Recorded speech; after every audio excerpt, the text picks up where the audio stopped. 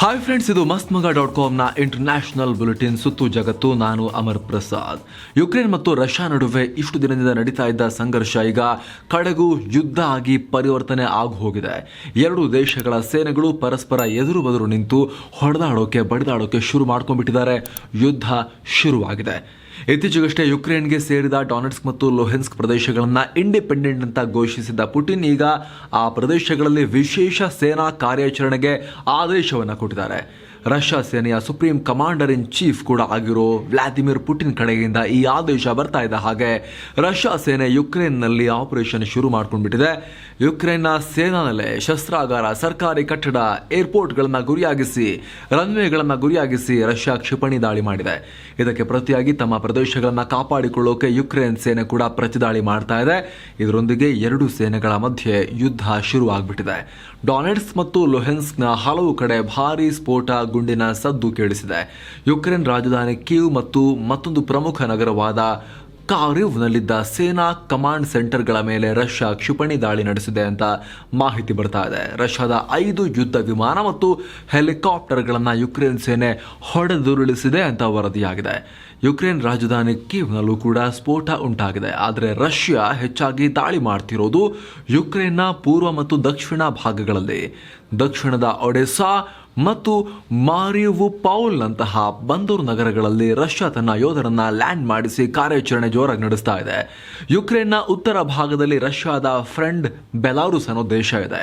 ಇಲ್ಲೂ ಕೂಡ ದೊಡ್ಡ ಪ್ರಮಾಣದ ಸೇನೆಯನ್ನ ನಿಯೋಜನೆ ಮಾಡಿ ರೆಡಿ ಇಟ್ಕೊಂಡಿದೆ ರಷ್ಯಾ. ಈ ಬೆಲಾರುಸ್ ಗಡಿಗೆ ಹತ್ತಿರದಲ್ಲೇ ಯುಕ್ರೇನ್ ರಾಜಧಾನಿ ಕೀವ್ ಇದೆ. ಸೊ ಕೀವ್ ಮೇಲೆ ಉತ್ತರದಿಂದ ದಾಳಿಯಾಗಿರೋ ಚಾನ್ಸಸ್ ಇದೆ ಅಂತ ಹೇಳಲಾಗ್ತಾ ಇದೆ. ರಷ್ಯಾ ಸೇನೆಗೆ ಹೋಲಿಸಿದ್ರೆ ಯುಕ್ರೇನ್ ಸೇನೆ ತುಂಬಾ ಚಿಕ್ಕದು ಮತ್ತು ದುರ್ಬಲ ರಷ್ಯಾ ಕಂಪೇರ್ ಮಾಡಿದ್ರೆ. ಅಲ್ಲದೆ ಯುಕ್ರೇನ್ ಬಳಿ ಪರಮಾಣು ಶಸ್ತ್ರಾಸ್ತ್ರ ಕೂಡ ಇಲ್ಲ ಈಗ. ಹೀಗಾಗಿ ತನಗೆ ಸೇರಿದ ಡಾನೆಟ್ಸ್ಕ್, ಲುಹೆನ್ಸ್ಕ್ ಪ್ರದೇಶಗಳನ್ನು, ತನ್ನ ದೇಶವನ್ನ, ತನ್ನ ಪ್ರಜೆಗಳನ್ನು ರಕ್ಷಿಸಿಕೊಳ್ಳೋಕೆ ಯುಕ್ರೇನ್ ಬಹಳ ಹರಸಾಹಸ ಪಡ್ತಾ ಇದೆ. ಹಾಗೆ ವಿಶೇಷ ಸೇನಾ ಕಾರ್ಯಾಚರಣೆ ನಡೆಸುವಂತೆ ರಷ್ಯಾ ಸೇನೆಗೆ ಪುಟಿನ್ ಆರ್ಡರ್ ಮಾಡಿದ್ದು ಬೆಳ್ಳಂಬೆಳಗ್ಗೆ ನಸುಕಿನ ಜಾವದಲ್ಲಿ. ರಷ್ಯಾದಲ್ಲಿ ಆಗ ತುಂಬ ಮುಂಚಾನೆ ಬೆಳಗ್ಗೆ ಬೇಗ ಅಮೆರಿಕ ಸೇರಿದಂತೆ ಪಾಶ್ಚಿಮಾತ್ಯ ದೇಶಗಳಲ್ಲಿ ರಾತ್ರಿ ಟೈಮ್, ಇಂಥ ಟೈಮಲ್ಲಿ ರಷ್ಯಾದ ಸರ್ಕಾರಿ ಮಾಧ್ಯಮದ ಕ್ಯಾಮ್ರಾ ಮುಂದೆ ಕೂತ ಪುಟಿನ್ ಡಾನೆಟ್ಸ್ಕ್ ಪೀಪಲ್ಸ್ ರಿಪಬ್ಲಿಕ್ ಮತ್ತು ಲುಹೆನ್ಸ್ಕ್ ಪೀಪಲ್ಸ್ ರಿಪಬ್ಲಿಕ್ನವರು ರಷ್ಯಾದ ಹೆಲ್ಪನ್ನು ಕೇಳಿದ್ದಾರೆ. ರಷ್ಯನ್ನರೇ ಬನ್ನಿ ಸಹಾಯ ಮಾಡಿ ಅಂತ ಕೇಳ್ತಿದ್ದಾರೆ. ಇದರ ಆಧಾರದಲ್ಲಿ ವಿಶ್ವಸಂಸ್ಥೆ ಚಾರ್ಟರ್ನ ಆರ್ಟಿಕಲ್ 51ರ 7ನೇ ಭಾಗದ ಪ್ರಕಾರ ಮತ್ತು ರಷ್ಯಾದ ಸ್ಟೇಟ್ ಫೆಡರಲ್ ಕೌನ್ಸಿಲ್ನ ಅನುಮೋದನೆ ಪಡೆದು ಮತ್ತು ಫ್ರೆಂಡ್ಶಿಪ್ ಹಾಗೂ ಡಾನೆಟ್ಸ್ಕ್ ಲುಹೆನ್ಸ್ಕ್ ಜೊತೆ ಪರಸ್ಪರ ಮಾಡಿಕೊಂಡಿರೋ ರಕ್ಷಣಾ ಒಪ್ಪಂದದ ಅನ್ವಯ ನಾನು ವಿಶೇಷ ಸೇನಾ ಕಾರ್ಯಾಚರಣೆ ನಡೆಸೋಕೆ ನಿರ್ಧಾರ ಮಾಡಿದ್ದೀನಿ ಅಂತ ಹೇಳಿದ್ರು. ಜೊತೆಗೆ ಕಳೆದ 8 ವರ್ಷಗಳಿಂದ ಬೆದರಿಕೆ ಮತ್ತು ನರಮೇಧಕ್ಕೆ ಒಳಗಾದ ಜನರನ್ನ ಕಾಪಾಡೋದು ರಷ್ಯನ್ನರ ಗುರಿ ಅಂತ ಹೇಳಿದರು. ಇದಕ್ಕಾಗಿ ನಾವು ಯುಕ್ರೇನ್ನ ನಿಶಸ್ತ್ರೀಕರಣ ಮತ್ತು ಡಿನ್ಯಾಜಿಫಿಕೇಷನ್ಗೆ ಶ್ರಮಿಸ್ತೀವಿ.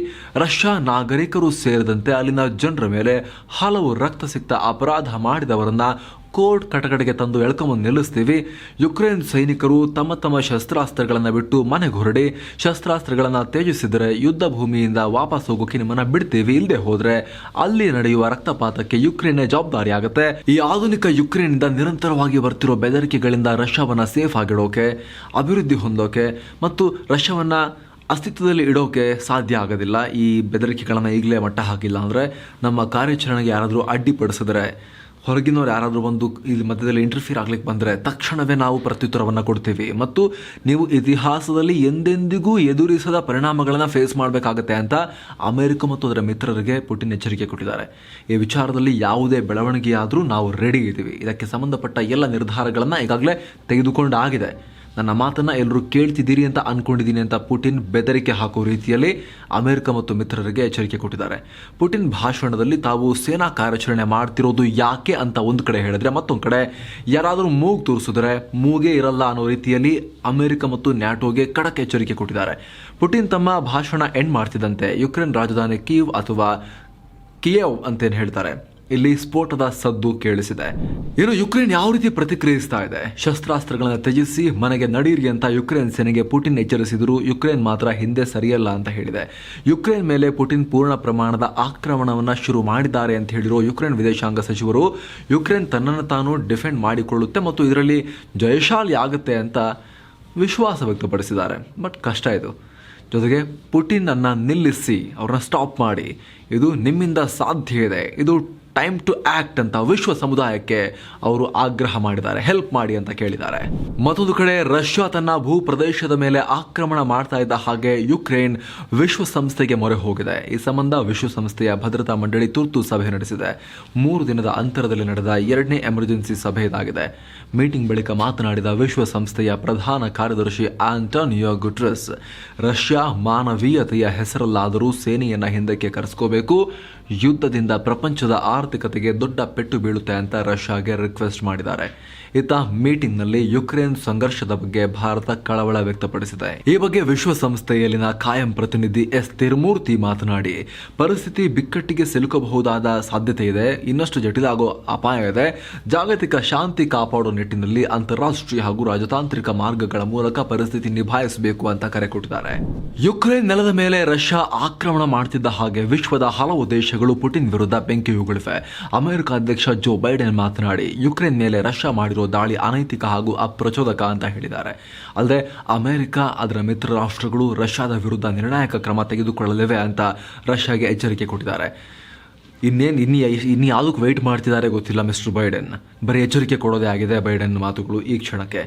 ಅಮೆರಿಕ ಇನ್ನು ಮುಂದೆಯೂ ಯುಕ್ರೇನ್ಗೆ ಸಪೋರ್ಟ್ ಮಾಡೋದನ್ನು ಮುಂದುವರಿಸುತ್ತೆ ಅಂತ ಕೂಡ ಬೈಡೆನ್ ಹೇಳಿದ್ದಾರೆ. ಯಾವ ಥರ ಏನು ಮಾಡ್ತೀರಿ ಈಗ ಸಪೋರ್ಟ್ಗೆ ಅನ್ನೋದನ್ನು ಅವರು ಸ್ಪಷ್ಟಪಡಿಸ್ತಾ ಇಲ್ಲ, ಬರೀ ಮಾತೇ ಆಗಿ ಹೋಗಿದೆ. ಇನ್ನು UK ಪ್ರಧಾನಿ ಬೋರಿಸ್ ಜಾನ್ಸನ್ ಮಾತನಾಡಿ, ರಷ್ಯಾ ರಕ್ತಪಾತದ ದಾರಿಯನ್ನು ಆಯ್ಕೆ ಮಾಡಿಕೊಂಡಿರುವುದು ದುರಂತ, ಬ್ರಿಟನ್ ಮತ್ತು ಅದರ ಮಿತ್ರ ರಾಷ್ಟ್ರಗಳು ರಷ್ಯಾಗೆ ಪ್ರತ್ಯುತ್ತರವನ್ನು ನೀಡ್ತೀವಿ ಅಂತ ಕಿಡಿಕಾರಿದ್ದಾರೆ. ಜಪಾನ್ ಪ್ರಧಾನಿ ಫುಮಿಯೋ ಕಿಶಿಡಾ ರಷ್ಯಾ ಕ್ರಮವನ್ನು ಖಂಡಿಸಿ ಇದು ಅಂತಾರಾಷ್ಟ್ರೀಯ ಕಾನೂನುಗಳ ಸ್ಪಷ್ಟ ಉಲ್ಲಂಘನೆ ಅಂತ ಹೇಳಿದ್ದಾರೆ. ಬುಧವಾರ ರಾತ್ರಿ ಮತ್ತು ಗುರುವಾರ ಮುಂಜಾನೆ ರಷ್ಯಾ ದಾಳಿ ಮಾಡುತ್ತೆ ಅನ್ನೋ ಅನುಮಾನ ಯುಕ್ರೇನ್, ಅಮೆರಿಕ ಮತ್ತು ಅದರ ಮಿತ್ರ ರಾಷ್ಟ್ರಗಳಿಗೆ ಮೊದಲೇ ಚೆನ್ನಾಗಿತ್ತು. ಹೀಗಾಗಿ ಯುಕ್ರೇನ್ನಲ್ಲಿ ಬುಧವಾರವೇ ತುರ್ತು ಪರಿಸ್ಥಿತಿಯನ್ನು ಘೋಷಿಸಲಾಗಿತ್ತು. ಅಲ್ಲದೆ ಬುಧವಾರ ತಡರಾತ್ರಿ ದೇಶವನ್ನು ಉದ್ದೇಶಿಸಿ ಯುಕ್ರೇನ್ ಅಧ್ಯಕ್ಷ ವೊಲೋಡಿಮಿರ್ ಝೆಲೆನ್ಸ್ಕಿ ಮಾತನಾಡಿದರು. ಅದರಲ್ಲಿ ಯುರೋಪ್ನಲ್ಲಿ ರಷ್ಯಾ ಯುದ್ಧವನ್ನು ಆರಂಭ ಮಾಡಬಹುದು, ಸುಮಾರು 2 ಲಕ್ಷ ರಷ್ಯಾ ಯೋಧರು ಯುಕ್ರೇನ್ ಗಡಿಗೆ ಬಂದು ನಿಂತ್ಕೊಂಡಿದ್ದಾರೆ, ಯುಕ್ರೇನಿಯನ್ನರನ್ನ ರಷ್ಯನ್ನರಾಗಿ ಪರಿವರ್ತಿಸೋ ಕೆಲಸ ನಡೀತಾ ಇದೆ, ಇದನ್ನು ರಷ್ಯನ್ನರು ಕೂಡ ವಿರೋಧಿಸಬೇಕು, ಯುದ್ಧವನ್ನು ತಡಿಬೇಕು ಅಂತ ಭಾವನಾತ್ಮಕವಾಗಿ ರಿಕ್ವೆಸ್ಟ್ ಮಾಡಿಕೊಂಡ್ರು ಝೆಲೆನ್ಸ್ಕಿ. ಜೊತೆಗೆ ಯುದ್ಧ ತಡೆಯೋ ಕೊನೆ ಪ್ರಯತ್ನವಾಗಿ ರಾತ್ರಿನೇ ಪುಟಿನ್ ಜೊತೆಗೆ ಫೋನ್ ಮೂಲಕ ಮಾತನಾಡೋಕೆ ಟ್ರೈ ಮಾಡಿದೆ, ಆದರೆ ಆ ಕಡೆಯಿಂದ ಯಾವುದೇ ಪ್ರತಿಕ್ರಿಯೆ ಬಂದಿಲ್ಲ, ಪುಟಿನ್ ಜೊತೆ ಮಾತುಕತೆ ಸಾಧ್ಯ ಆಗಲಿಲ್ಲ ಅಂತ ಹೇಳಿದ್ರು. ಜೊತೆಗೆ ಮಾರ್ಷಲ್ ಲಾ ಆದೇಶಕ್ಕೆ ಝೆಲೆನ್ಸ್ಕಿ ಸೈನ್ ಹಾಕಿದ್ದಾರೆ. ಅಂದರೆ ಇಡೀ ಯುಕ್ರೇನ್ ಈಗ ಯುಕ್ರೇನ್ ಸೇನೆಯ ಕಂಟ್ರೋಲ್ಗೆ ಬಂದಂಗೆ. ಏನು ಬುಧವಾರ ರಾತ್ರಿನೇ ಅಮೆರಿಕ ಅಧ್ಯಕ್ಷ ಜೋ ಬೈಡೆನ್ ಝೆಲೆನ್ಸ್ಕಿಗೆ ಕಾಲ್ ಮಾಡಿ ಮಾತನಾಡಿದ್ದಾರೆ. ಈ ವೇಳೆ ಪುಟಿನ್ ನಡೆಯನ್ನು ತೀವ್ರವಾಗಿ ಖಂಡಿಸಿದ್ದಾರೆ. ಬೈಡೆನ್ ಮಾತ್ರ ಅಂತಲ್ಲ, ಅಮೆರಿಕದ ಮಿತ್ರ ರಾಷ್ಟ್ರಗಳು ಕೂಡ ಯುಕ್ರೇನ್ ಮೇಲೆ ರಷ್ಯಾ ನಡೆಸಿರೋ ಆಕ್ರಮಣವನ್ನು ತೀವ್ರವಾಗಿ ಖಂಡಿಸ್ತಾ ಇದ್ದಾರೆ. ರಷ್ಯಾ ಯುಕ್ರೇನ್ನಲ್ಲಿ ಸೇನಾ ಕಾರ್ಯಾಚರಣೆ ಘೋಷಿಸಿದ ಬೆನ್ನಲ್ಲೇ ಯುಕ್ರೇನ್ ತನ್ನ ವಾಯು ಪ್ರದೇಶವನ್ನು ನಾಗರಿಕ ವಿಮಾನಗಳಿಗೆ ಕ್ಲೋಸ್ ಮಾಡಿದೆ. ತನ್ನ ದೇಶಕ್ಕೆ ಬರ್ತಾ ಇದ್ದ ವಿಮಾನಗಳಿಗೆ ನೋ ಟ್ಯಾಮ್ ಅಂದರೆ ನೋಟಿಸ್ ಟು ಏರ್ಮನ್ ನೀಡಿರುವ ಯುಕ್ರೇನ್ ವಾಪಸ್ಸಾಗಿ ಅಂತ ಹೇಳಿದೆ. ಇದರಿಂದ ಯುಕ್ರೇನ್ನಲ್ಲಿರುವ ಭಾರತದ ಪ್ರಜೆಗಳನ್ನು ಕರೆದುಕೊಂಡು ಹೋಗ್ತಾ ಇದ್ದ ಏರ್ ಇಂಡಿಯಾ ವಿಮಾನ ಮಾರ್ಗ ಮಧ್ಯೆನೇ ದಿಲ್ಲಿಗೆ ವಾಪಸ್ ಆಗಿದೆ. ಈ ಕಾರಣದಿಂದ ತವರಿಗೆ ಮರಳೋಕೆ ಕಾಯ್ತಾ ಇದ್ದ ಸಾವಿರಾರು ಭಾರತೀಯರು ಯುಕ್ರೇನ್ನಲ್ಲೇ ಉಳಿಯುವಂತಾಗಿದೆ. ಆದರೆ ಭಾರತದ ವಿದೇಶಾಂಗ ಇಲಾಖೆ ಈಗ ಒಂದು ಕಂಟ್ರೋಲ್ ಸೆಂಟರನ್ನು ಓಪನ್ ಮಾಡಿದೆ.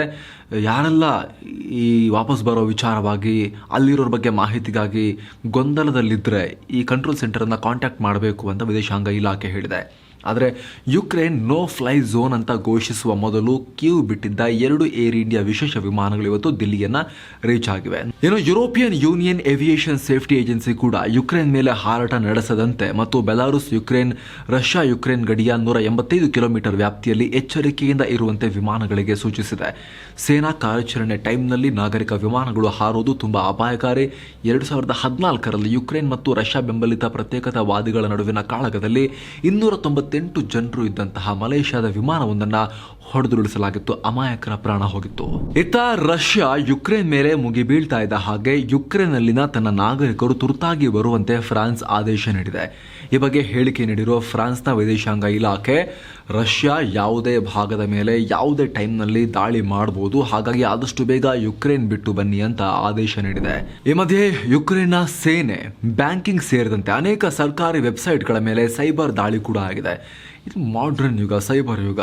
ಯುದ್ಧ ಅಂದರೆ ಎಲ್ಲ ಕಡೆ ನಡೆಯುತ್ತೆ. ಈಗ ಮುಂದೆ ಸ್ಪೇಸ್ನಲ್ಲಿ ನಡಿಬೋದು, ಬಟ್ ಈ ಮಟ್ಟಿಗೆ ಆ ರೇಂಜ್ಗೆ ಎಲ್ಲ ದೇಶಗಳು ರೀಚ್ ಆಗಿಲ್ಲ.